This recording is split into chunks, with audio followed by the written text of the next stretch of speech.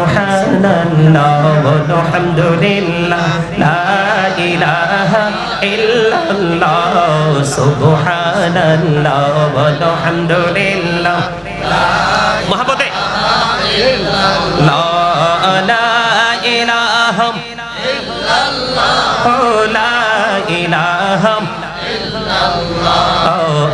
আরশি কুরসি লৌহ কলম সৃষ্টি জাহান ওসিলা আরশি কুরসি লৌহ কলম সৃষ্টি জাহান ওসিলা নিজে আল্লাহ খুশি হইয়া নাম রাখলেন হাবিবুল্লাহ সুবহানাল্লাহ আলহামদুলিল্লাহ মহব্বতে সুবহানাল্লাহ আলহামদুলিল্লাহ লা ইলাহা ইল্লাল্লাহ লা ইলাহা ইল্লাল্লাহ লা ইলাহা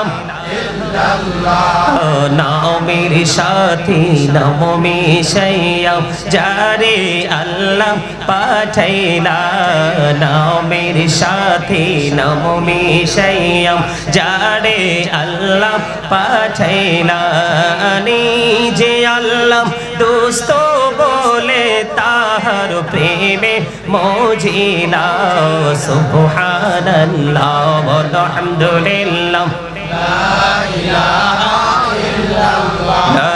ইলাহা ইল্লাল্লাহ মুহাম্মাদুর রাসূলুল্লাহ সাল্লাল্লাহু আলাইহি ওয়াসাল্লাম জোরে জোরে বলেন আলহামদুলিল্লাহ আর জোরে আলহামদুলিল্লাহ সূরা ফাতিহার কাছে আমি একটু পরে আসব এই জায়গাটাকে ক্লিয়ার করি আমি কি বলেছি আল্লাহ বলেছেন হে ঈমানদারগণ তোমরা আল্লাহর অনুগত্য করো রাসূলের অনুগত্য করো ওয়া উলিল আমরি মিনকুম তোমাদের মধ্যকার উলিল আমরদের অনুগত্য করো তারা হলো হক পৃথিবীর বুকে সব বাংলাদেশের ইতিহাস পড়ে দেখেন সর্বপ্রথম আল্লাহর ওলি কদম দিয়েছে আল্লাহর ওলির হাত ধরে ধরে বন্ধু দিনটা আজ পর্যন্ত প্রসারিত হয়ে আমাদের কাছে এসেছে অস্বীকার করলে ঈমান চলে যাবে এই জায়গাটার প্রতি 100% ঈমান আপনাকে রাখতে হবে কারণ যেদিন পৃথিবী থেকে আলেম বিলীন হয়ে যাবে আল্লাহর ওলি বিলীন হয়ে যাবে সেদিনই পৃথিবী ধ্বংসস্তূপে পরিণত হয়ে যাবে ঠিক কিনা আল্লাহ রাব্বুল আলামিন একবারে বলে দিয়েছেন বন্ধু আল্লাহ বলেছেন আপনারা সবাই জানেন আল্লাহ কোরআনে বলেছেন আলা ইন্না আউলিয়া আল্লাহি লা খাউফুন আলাইহিম ওয়া লা হুম ইয়াহজানুন আল্লাহ বলেছেন behold verily the friends of Allah have nothing to fear or to regret আল্লাহ রাব্বুল আলামিন বলেছেন আল্লাহর ওলিদের কোনো ভয় নেই তাদের কোনো চিন্তা নেই তাদের কোনো দুঃখ নেই জোরে জোরে কোনো or to regret তারা পরকালেও চ্যাম্পিয়ন আওয়াজ দিয়ে কন্না সুবহানাল্লাহ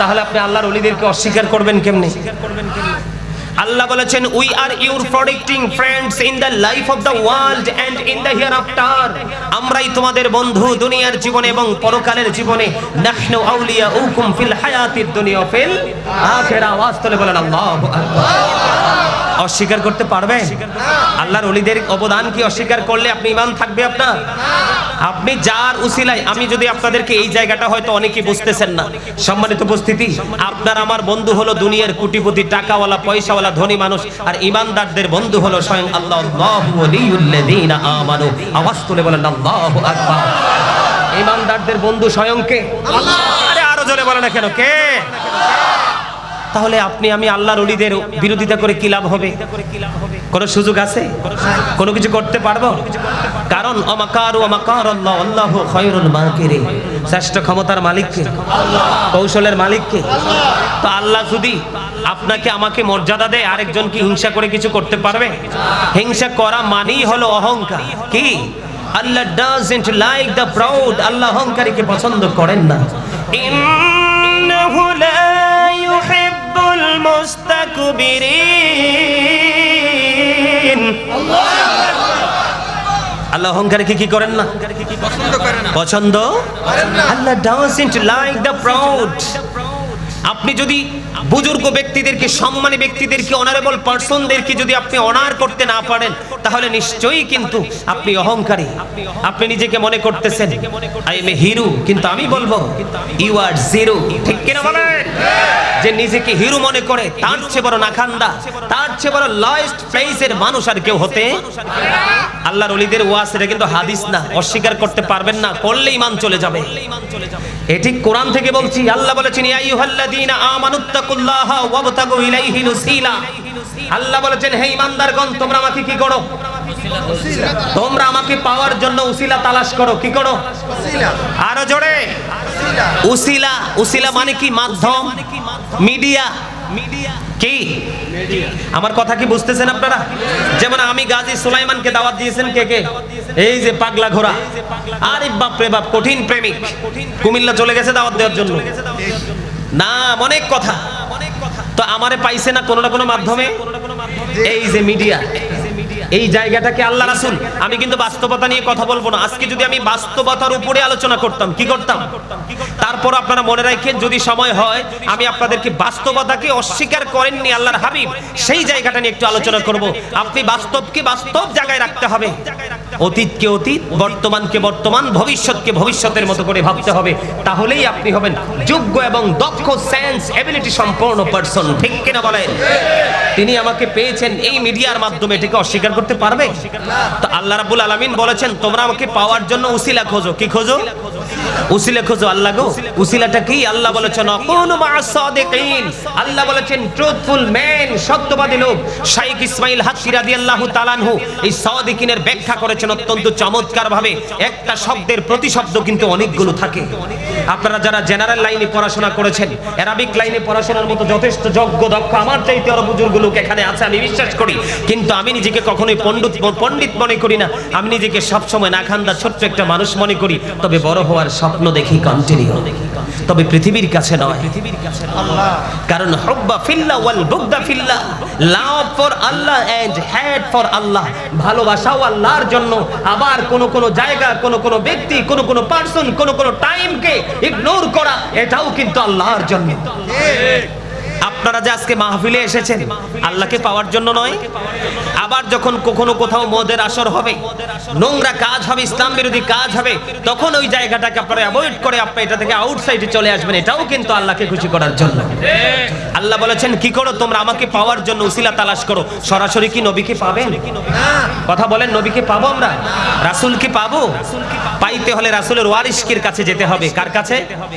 আর জোরে। আমরা, আপনারা যারা আছেন এই সমাজের মধ্যে, এক্সাম্পল স্বরূপ যদি বলি সাধারণ মানুষ, কারণ এডুকেটেড পারসন এবং তৃণমূল পর্যায়ে সাধারণ মানুষ, এটার মধ্যে কিন্তু অনেক পার্থক্য আছে, আছে না? আপনারা যখন কোনো বিচারের জন্য যান, কার কাছে যান? সর্দার সাহেবের কাছে। সর্দার সাহেবের রেফারেন্সে যান মেম্বার সাহেবের কাছে। মেম্বার সাহেবের রেফারেন্সে চেয়ারম্যান সাহেব। চেয়ারম্যান সাহেব অথবা ঊর্ধ্বতন কর্মকর্তার মাধ্যমে আপনি যান এমপি সাহেবের কাছে। এমপি সাহেব আপনাকে নিয়ে যাবে সরাসরি আমাদের জাতীয় পার্লামেন্টে। ঠিক কিনা বলেন? স্টেপ বাই স্টেপ কিন্তু আমরা কি করতে হবে? একটা ধাপকে অতিক্রম করতে হবে। তদ্রুপ আল্লাহ রাব্বুল আলামিনকে পাওয়ার জন্য আপনাকে প্রথমেই ভালোবাসতে হবে নবীকে। আমি ইমানের জায়গায় এখনো রয়েছি, আমলের জায়গায় আমি পড়ে যাব, কারণ ইমান হলো মূল। ঠিক কিনা বলেন? ইমান হলো কি? মূল। আমল হলো তার গাছ, ডালা, শাখা প্রশাখা। আমার কথা বুঝতে পারছেন? আপনার গাছ যদি না ওঠে তাহলে কি ডালপালা আসবে? আর ডালপালা যদি না আসে মুকুল আসবে? মুকুল যদি না আসে ফল আসবে? আসবে না। সম্মানিত উপস্থিতি, আমি একটু জায়গা ক্লিয়ার করি আপনাদেরকে, কারণ আমাদের বর্তমানে পৃথিবীতে তথা বাংলাদেশে অনেক মানুষ আল্লাহর ওলিদেরকে বিদ্বেষ করে, আল্লাহর ওলিদেরকে নিয়ে বিরূপ মন্তব্য করে। তাদের ইমানের জায়গাটা কি হয়ে গেল? খালি হয়ে গেল। 100% ইমানদার না হতে পারলে আপনি কখনোই জান্নাতে যাওয়া তো থাক দূরের কথা, জান্নাতের ঘ্রাণও পাবেন না। আমার দিকে তাকান। শাইখ ইসমাইল হাক্কি রাদিয়াল্লাহু তাআলা আনহু তিনি বলেছেন, তাফসীরে রুহুল বায়ানের মধ্যে তিনি তুলে ধরেছেন আল্লাহর ওলিদের কথা। তাফসীরে মাজহারির মধ্যে তিনি উল্লেখ করেছেন সাদিকিনের ব্যাখ্যা করতে গিয়ে আল্লাহর ওলিদের কথা। কিন্তু তিনি তাফসীরে কদরির মধ্যে এসে ভিন্ন আরেকটা জিনিস যুক্ত করে দিলেন, সেটা হলো হক্কানি আলেমরা। কেন তিনি হক্কানি আলেমদেরকে যুক্ত করেছেন? এই যুক্ত করার ব্যাখ্যাটাও তিনি চমৎকারভাবে, তিনি অত্যন্ত চমৎকারভাবে, যেটাকে বলে একদম মনোমুগ্ধকরভাবে তিনি এটাকে এক্সপ্লেইন করেছেন। সেই জায়গাটা হলো তিনি বলেছেন যে সাদিকিনের ব্যাখ্যা করতে গিয়ে তাফসীরে রুহুল বায়ান, তাফসীরে মাজহারির মধ্যে তিনি আল্লাহর ওলিদের কথা বলেছেন। বলেছেন, কিন্তু তাফসীরে কদরির মধ্যে তিনি আলেমদেরকে কেন যুক্ত করলেন? তিনি বলেছেন আলেমরা হচ্ছে আল্লাহ আল্লাহ রাসূলের বিধি বিধানের খনি। আওয়াজ করে বলেন না সুবহানাল্লাহ। আর জোরে। সম্মানিত উপস্থিতি, এক্সাম্পল যদি দেই, আপনি চাল কিনতে হলে চালের আড়তে চলে যান, মন খুলে নিতে পারবেন। বাজার করতে হলে সাপ্তাহিক হোক অথবা এভরিডে হোক, আপনি কিন্তু যেখানে যান সেখান থেকে বাজার তুলে আনতে পারবেন, ঠিক কিনা বলেন? যেমন আজকে আসার সময় কিন্তু আমি গ্যাস খুঁজতেছি, গ্যাস কোথায় পাবো? যেতে হবে আমাকে গ্যাস পাম্পে, সেখান থেকে আমি গ্যাসটা লোড করেছি। তাহলে ঠিক তেমনি ভাবে পৃথিবীর চাহিদা মেটানোর জন্য আপনাকে বিভিন্ন প্লেসকে পরিদর্শন করতে হয়, বিভিন্ন জায়গাকে আপনাকে আপন করে নিতে হয়। ঠিক তেমনি ভাবে, কারণ আল্লাহর ওলি হতে হলে আগে আপনাকে কি করতে হবে? আগে রাস্তাগুলো আপনাকে চিনতে হবে, বুঝতে হবে। কারণ রাস্তা হলো কি? মানি হলো আলেমরা আগে ইলম অর্জন করে, কি করে? ইলম অর্জন করে। ইলম অর্জন করার পরে সে ধীরে ধীরে হাঁটি হাঁটি পা পা করে একটা করে সে আমল করতে থাকে। যেমন প্রথমত যদি বলি, আপনি ফরজ আমল দিয়ে, ফরজ ইবাদত দিয়ে আল্লাহ পর্যন্ত, আল্লাহ রাব্বুল আলামিন পর্যন্ত যেতে পারবেন, আর নফল ইবাদত দিয়ে আল্লাহ রাব্বুল আলামিনের দিদার প্রাপ্ত বান্দা হতে পারবেন। আরো জোরে বলেন না সুবহানাল্লাহ। বোঝেন নাই? মানে আপনি একটা কোম্পানিতে চাকরি করছেন, একটা জব সেকশনে আপনি কি করতেছেন? কন্টিনিউয়াসলি আপনি জব করতেছেন। আপনার রোলস হলো সকাল 8টা থেকে আপনার রাত্র 8টা পর্যন্ত। আমি এক্সাম্পল দিচ্ছি, ব্যতিক্রম তো হতেই পারে। আপনি যাচ্ছেন, কিন্তু দেখা যাচ্ছে কি আপনার যে ঊর্ধ্বতন কর্মকর্তা আছে, উনি দেখতেছেন সবাই চলে গেল, কিন্তু একটা ব্যক্তি কিন্তু আরো 1 ঘন্টা কিন্তু টুকি সবগুলো কাজ করেছেন। তখন কিন্তু আপনার ক্যারিয়ারটা কি উপরের দিকে যাবে না নিচের দিকে? সম্মানিত উপস্থিতি, আজকে আমি যদি আপনাদেরকে বলি আমাদের ইমানের এতটাই ত্রুটি, কিছু কথিত মৌলবী বের হয়ে এত বেশি মুসলমানকে বেদাত শব্দটা ইউজ করতে করতে এত বেশি আমল থেকে দূরে নিয়ে গেছে, এখন মানুষ কমন আমলটা করতে পর্যন্ত ভয় পায়। আসলে কি জানেন? বেদাত মানে নতুন কিছু আমলের মধ্যে হোক। যেমন ধরেন এই যে মাইকটা আমি ইউজ করতেছি, আমি যে ওয়াজ করতেছি কোরআন হাদিসের, এটা কিন্তু ইবাদত। কি এটা? কি এখন ইবাদতের সাথে নতুন যন্ত্র যুক্ত হয়ে কিন্তু এটা ইবাদতের ভিতরেই ঢুকে গেছে। গেছে কি গেছে না? আর যারা বলেন, যেমন এক্সাম্পল যদি দেই, এখন যদি আল্লাহর ওলিদের মাজার শরীফ জিয়ারত করতে যায়, তখন অনেকেই বলে সে বেদাতি, অথবা বলে মাজার পূজারি। আচ্ছা, পূজা কি কখনো কোনো ইমানদারের কাজ শব্দ হতে পারে? আল্লাহর হাবিব কি মধ্য রজনীতে মা আয়েশা সিদ্দিকা রাদিয়াল্লাহু তাআলা আনহা বিছানায় খুঁজতেছে, নবীকে পান না। তিনি টেনশন করতেছেন হাদিস শরীফের মূল ভাষাটা, কারণ আপনারা বাংলা ভাষাভাষী সাধারণ মানুষ বোঝানোর জন্য বলছি। তিনি মনে মনে ভাবতেছেন নবী কি অন্য কোনো বিবির ঘরে চলে গেল? তিনি খুঁজতেছেন, খুঁজতে খুঁজতে আমার নবীকে গিয়ে দেখলেন জান্নাতুল বাকিতে জিয়ারতরত অবস্থায় গভীর রজনীতে। আপনি যখন জিয়ারাতে যাবেন, আপনি যে এই জায়গায় যাবেন, মাটির ঘরে যাবেন, সেটা অটো আপনার মনে হবে। আপনি যখন জিয়ারাত মানে কি জানেননি? মাজার মানে হলো জিয়ারাতের স্থান। কিসের স্থান? জিয়ারাতের স্থান। আপনি দাদার কবরের পার যান না? এটাও তো মাজার। হয়তো ওইটাতে কম যান, আরেকটাতে মানুষ বেশি বেশি যায়। মনে রাখবেন, যখন দেখবেন হক্কানি কোনো আলেম যোগ্য, আপনার দেখা মতো একজন যোগ্য, ঈমান, আকীদা, আমল, আখলাক সব দিকে 100%, ওই ব্যক্তিটা, ওই আলেমটা যখন দেখবেন কোন আল্লাহর ওলির দরবারে যায়, তখন আপনি সাধারণ মানুষ কিছু বোঝার দরকার নেই, আপনি ওনার পিছনে পিছনে চলে যাবেন। 1 কোটি সাধারণ মানুষ যদি কোনো পীরের দরবারে যায়, কিন্তু ওখানে কোনো আলেম খুঁজে পান না, আপনি সেই দরবারের দিকে ফিরেও তাকাবেন না। কি কথা বুঝেন না? আমার কথা কি আপনারা বুঝে? আমার কথা বুঝতেছেন? তাহলে আল্লাহর ওলিদের বয়ান কে করেছেন? আল্লাহ।